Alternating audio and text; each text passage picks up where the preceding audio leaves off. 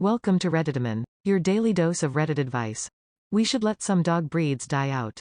I'm talking the ones that have been bred to an early grave with deformed features and problems that make them suffer their whole life, with breathing problems, walking problems, brains that are too big for their craniums, etc. Like pugs, King Charles Spaniels, bulldogs, Great Danes and others. Some might be saved by crossbreeding and a complete change to the breed standard, but we shouldn't go on like we are now. Dogs shouldn't be born just to suffer and die for our entertainment. I agree with this. I am very passionate about dogs and I have seen the horrible nasal malformations that cripple dogs who are bred with short snouts and what a detriment it can be to their quality of life. I have helped people train dogs, and I have seen a pug start choking after taking in water through the nose while trying to get a drink from a bowl. I've seen a bulldog who couldn't breathe properly while on their back and lying on their sides a certain way. I've also seen many short-nosed breeds suffering and struggling to breathe through their noses, or it being so bad that they have to breathe through their mouths their whole lives due to the fact that their nasal cavities are so warped. The right to breed a specific breed ethically should end when their suffering begins. If an animal is struggling to do basic necessary tasks like drinking water and breathing, you know you've fucked up. I get that they are popular and cute, but it makes them suffer. No animal should be disabled to the point of having trouble functioning in day-to-day tasks for the sake of something as superficial as looks. It isn't right. It is literally paying to have someone breed a deformity into your pet. Dogs were never meant to have snouts that short. Agreed, I do check up on retro pug breeders once in a while and a lot of them seem to be doing good work in ethical pug breeding, so I hope the popularity grows. Absolutely. It is heartening to hear that. It is always important for people to do their homework and due diligence when it comes to breeders. I will add on some tips in case anyone looking for a breeder is reading this. Make sure the breeders are registered and approved by organizations like the AKC, CKC, or affiliated authority in your country. Ask plenty of questions, request to see health checks on the parent dogs, and visit the location of the breeder to see the quality of life and living space the animals have. Those requests should not offend breeders. Accredited ones welcome that and want to see that you are prepared and thoughtful about your decision to get a puppy and are doing your homework. They aren't eager to sell their puppies to people who are in a rush and are not informed on the breed or breeder practices. Breeders who get offended by these requests or who try to rush you into a sale are an automatic red flag. It is your right to know the background, environment, and ethics behind a companion you are committing to for around 15 years of your life, so these are important things to know beforehand. All of these factors can impact the longevity and health of your future buddy, and that is no small thing. Support people who genuinely care about and promote healthy breeding, do your research, and do not support puppy mills. They are the worst offenders when it comes to dogs and poor health breeding practices, and they are more interested in a profit than happy and healthy puppies. A good breeder welcomes inquiries, time, and research from their buyers, as an ethical breeder will genuinely care about each of the puppies they raise. I wouldn't say that the AKC or any national kennel club is always the basis of ethical breeding. A lot of the time they are the problem rather than the solution, exactly because they keep to outdated standards. That's why it's important to research both the breeders and breed histories.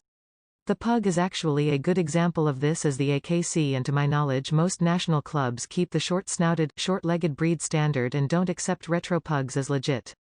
Looking to kennel-approved breeders can be a good place to start for many breeds, but I'm specifically asking people to research beyond kennel-approved breeds. We should rethink dog breeding from scratch.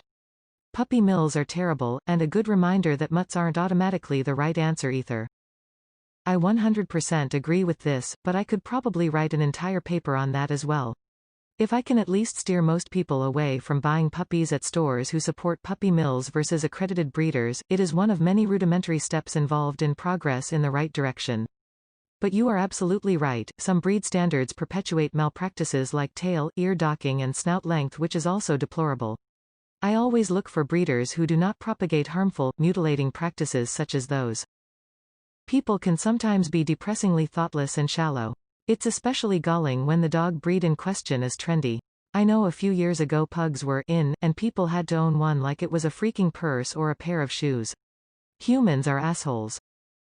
I live in a very rural area, and a lot of people here treat their dogs like they are things instead of living beings. They abandon them when they get bored with them, either on the side of the road or the kill shelter. They let them run loose without being fixed. They make them live outside all year round. I don't understand why they get pets if they don't give a shit about them. And who in the fuck wants a goldfish in their freaking bong? I fucking loved my bulldog, but she was so goddamn deformed. She died at like 7 from liver cancer. I have no idea why some people think pugs are cute. They are ugly and physically unhealthy.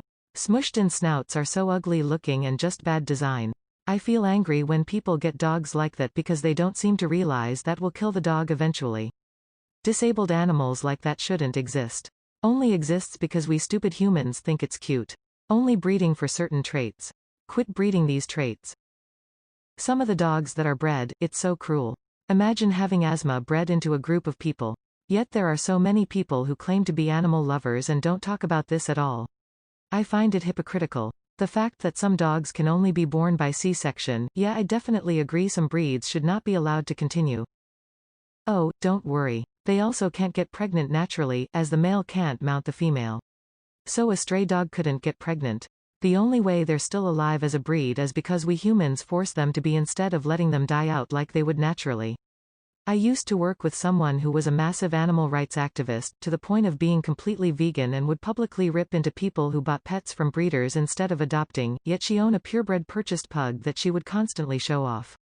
It drove me nuts, but it wasn't worth the workplace drama to call her out on it, as I discovered the first time I tried. My brother's Great Dane is dying. Although in all fairness he's been down for a while now. He has trouble walking, he has to be carried in and out of the car. It's pretty sad, but the dog still seems okay. He's not doing great, but he's still happy. Every so often he gets these energy bursts.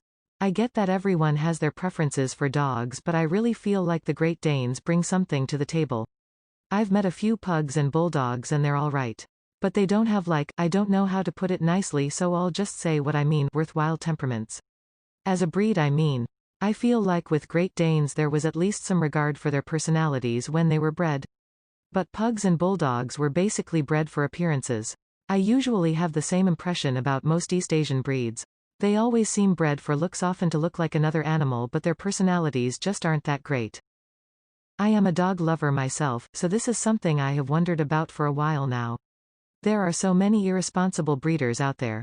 What makes me sad is when a new, trendy, breed pops up, like the Puggle or the Pomsky, they are bred and sold into oblivion, and more often than not, the litters have tainted bloodlines.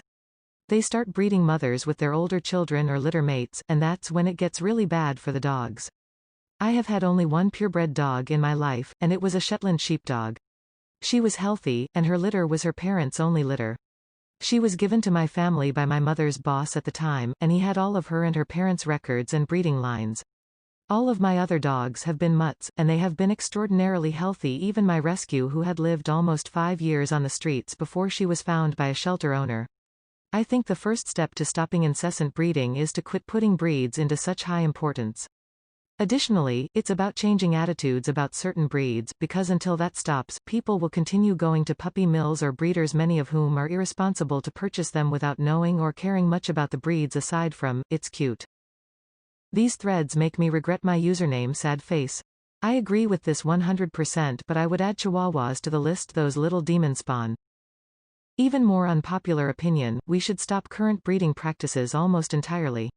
Even responsible breeders have issues with health that are beyond their control. My dad has always had German Shepherds, and even with the most care, it's common for them to get hip dysplasia, or other disorders resulting from inbreeding. Breeders should be able to mix breeds more freely to get healthier dogs, and we should stop the practice of having papers. Does it look like a German Shepherd? Okay, then it is. We shouldn't need papers to prove it.